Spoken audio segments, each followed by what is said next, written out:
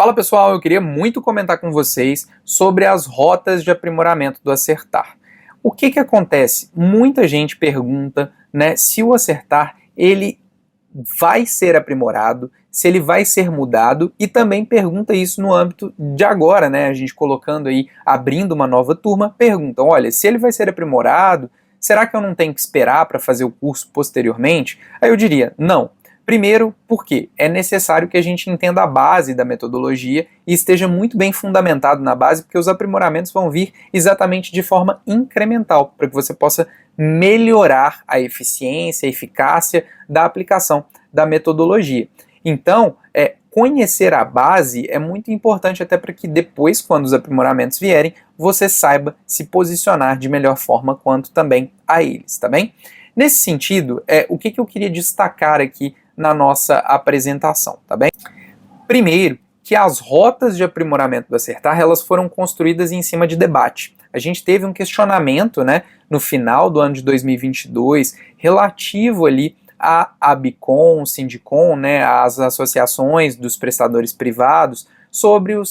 as informações que estavam sendo requisitadas pelo Acertar. E dentro disso, a gente já tinha, né, como agências reguladoras que já vêm aplicando aí há mais de 2 anos a metodologia, também alguns instrumentais que poderiam melhorar a qualidade, né,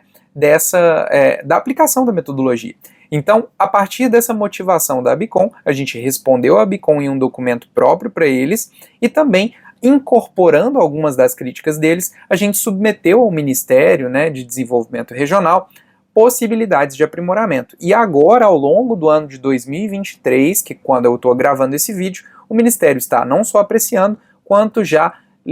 promovendo algumas alterações, algumas melhorias nos guias que devem ser publicizadas e só devem ser válidas a partir do 4º ou do 5º ciclo. Então, como a gente sabe que o 3º ciclo é válido para o ano de 2023 e nós temos que entregar até dezembro de 2023 as certificações, tanto você, prestador de serviço, quanto nós, agências reguladoras,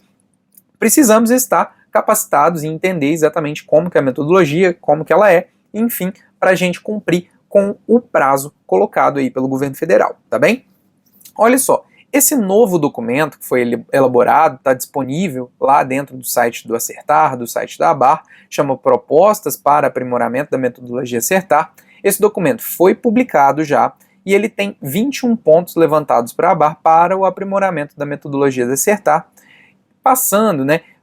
primeiro pela proposição de uma atualização da portaria do MDR, agora o MDR volta a ser Ministério das Cidades, a gente acha interessante uma certa atualização, e que compreenda ali esses pontos. Quais são esses pontos, né? Eu não vou falar todos eles, porque a gente não tem tempo suficiente aqui dentro desse vídeo para isso, mas basicamente o primeiro ponto seria a formalização das avaliações plurianuais. Então a gente entende que os testes de controle eles acabam tendo, né, um lapso temporal ali que pode ser respeitado. Os prestadores de serviço não mudam seus procedimentos todos os anos e a gente sabe que muitas vezes, como eu estou auditando dados do SNIS do passado, eu não consigo retroagir no procedimento daquele ano. Eu preciso fazer um walkthrough, né, que é um andamento dentro do processo, que é o processo que ocorre hoje. Então se hoje é 2023 e eu estou auditando os dados de 2021,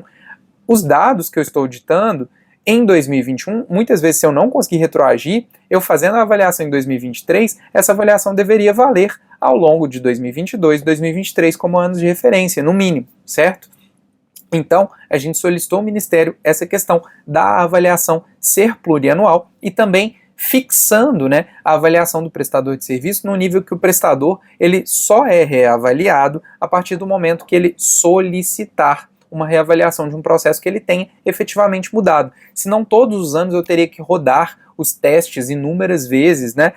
todos os anos, seguidamente, e aí, no final das contas, acaba que eu estou fazendo auditoria sobre procedimentos que são iguais, e aí, no final das contas, eu não tenho resultados efetivos disso. Então, a ideia é congelar as notas, a menos que o prestador requisite uma revisão de um ou outro ponto, tá?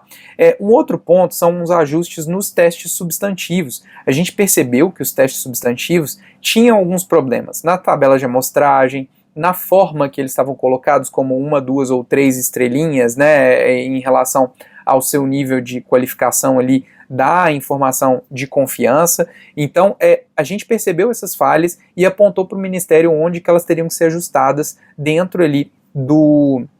Guia de Auditoria e Certificação, tá? Um outro ponto que foi muito debatido, inclusive a própria Bicom também colocou, seria um aproveitamento maior, que já existe um aproveitamento, tá, das auditorias externas, mas um aproveitamento ainda mais amplo, talvez até com eliminação de alguns testes de controle, caso a gente tivesse uma auditoria atuante funcionando ali como prestador de serviço, tá bom? Adaptações também à Lei Geral de Proteção de Dados, à Lei de Acesso à Informação, enfim, essas questões de restrição, sigilo de dados estão sendo muito debatidas e na época, né, que a metodologia foi estabelecida, ela não observou com muita atenção a isso, mesmo porque a LGPD, por exemplo, é posterior aos guias do Acertar. Então é necessária uma atualização, mesmo que existisse ali, né, alguma coisa já na metodologia, mas ela não estava explícita quanto a isso. A questão de reavaliação de notas por município, se vale a pena ter notas por município ou não, se as notas seriam mais no nível do prestador mesmo, é uma coisa que está sendo debatida, até porque, por exemplo, na avaliação que a gente fez aqui para a Copasa em Minas Gerais, a gente chegou à conclusão de que as notas de todos os municípios, pelos testes como eles são realizados, basicamente as notas de todos os municípios eram equivalentes, né? Então não tinha tanta necessidade de ter uma nota por município em caso de prestação regionalizada, pelo menos foi a nossa percepção na aplicação concreta dos guias. Em função de outras aplicações, a gente pode rever e repensar isso também, ou então ajustar os testes para que eles reflitam efetivamente a realidade de cada município, né? Um outro ponto é a questão de múltiplos prestadores regulados. A gente percebeu que há no Brasil vários municípios que são regulados por 2 ou 3 prestadores, como é o caso, inclusive, de um webinar que a gente já fez com vocês, comentando ali sobre o caso de Santa Catarina, que houve uma composição, né, de 3 agências reguladoras para fazer uma auditoria conjunta. Então a gente está comentando um pouquinho sobre isso nos aprimoramentos, para que isso esteja melhor previsto na metodologia. Outra questão é municípios regulados por mais de uma agência reguladora e como que isso seria abordado também, é uma questão que está meio em aberto e que poderia ser abordada aí num aprimoramento da metodologia, e a questão da interface com a norma de referência de indicadores da ANA, que ainda, né, até esse momento aqui, eu estou gravando em maio, né, em abril,